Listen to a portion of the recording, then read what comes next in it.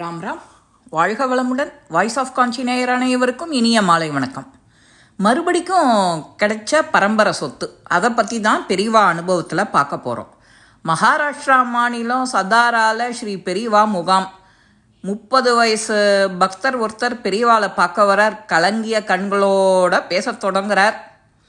சுவாமி, நான் கேரளா பாலக்காடு உங்களை தரிசிக்கிறதுக்காக வந்திருக்கேன். என்னோட வீட்டை ஜப்தி செஞ்ச போகிறா. அது என் முன்னோர்கள் கொடுத்த பரம்பரை சொத்து. சில ஆண்டுக்கு முன்னாடி என் அத்தையோட கணவர் காலமானார். அப்போது அத்தையோட 2 மகள்களுக்கு திருமணம் செய்ய வேண்டியிருந்தது.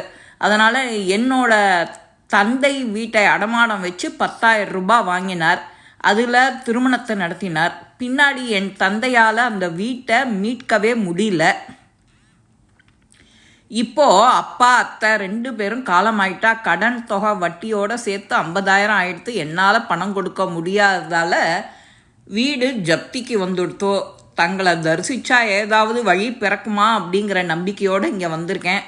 பெரியவா கனிவோடு விசாரிக்கிறா, உன்னோட பேர் என்ன, நீ யாரோட பிள்ளை அப்படின்னு. என் பேர் ஹரிஹர சுப்பிரமணியன், என் அப்பா பேர் ஹரிஹர நாராயணன். அடேடே, ஆயுர்வேத மருத்துவர்கள் பரம்பரை அல்லவா உன்னோடது. நீ என்ன செய்கிற? 8ஆம் வகுப்புக்கு மேலே படிக்கலை.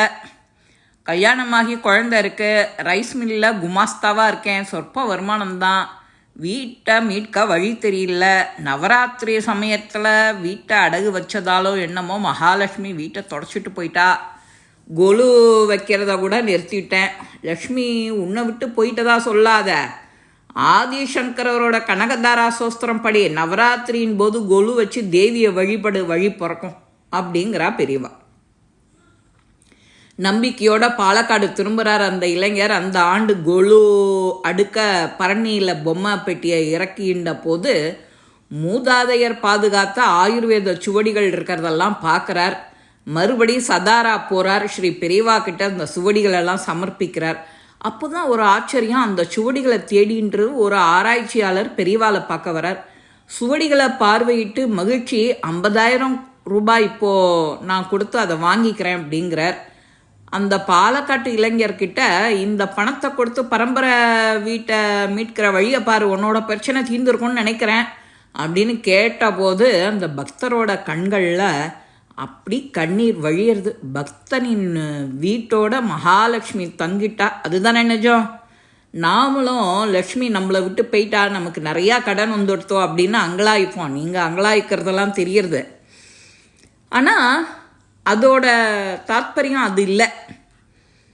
அது என்ன அப்படின்னா, லக்ஷ்மி உன்னை விட்டு போகாமல் திரும்ப வழி வகுக்கணும்னு நீ உனக்கு ஒரு எண்ணம் தோணி பெரியவாளை பார்க்க போனேன். அங்கே பெரியவா உனக்கு ஒரு வழி காண்பிச்சுட்டா. ஆமாம், பெரியவா பக்தன் இல்லையா நீனு? பெரியவா எப்படி உன்னை கைவிடுவா? அவர் உனக்கு வழிகாட்டி தானே. எப்போதும் நம்ம எல்லாரையும் காத்து ரட்சிக்கிறவர் இல்லையா? காமாட்சி தானே. ஸ்ரீ மகாபெரிவா திருவடிகளே சரணம். இந்த பதிவு உங்கள் எல்லாருக்குமே பிடிச்சிருக்கோம். லைக் பண்ணுங்க, ஷேர் பண்ணுங்க, பெல் பட்டனை கிளிக் பண்ணுங்க, சப்ஸ்கிரைப் பண்ணுங்க, கமெண்ட்ஸ் பாக்ஸில் கமெண்ட்ஸ் போடுங்க. ஸ்ரீ மகாபெரிவா திருவடிகளே சரணம். நல்லதே நடக்கும். ஆனந்தமாக இருக்கும் நண்பர்களே. வாழ்க வளமுடன்.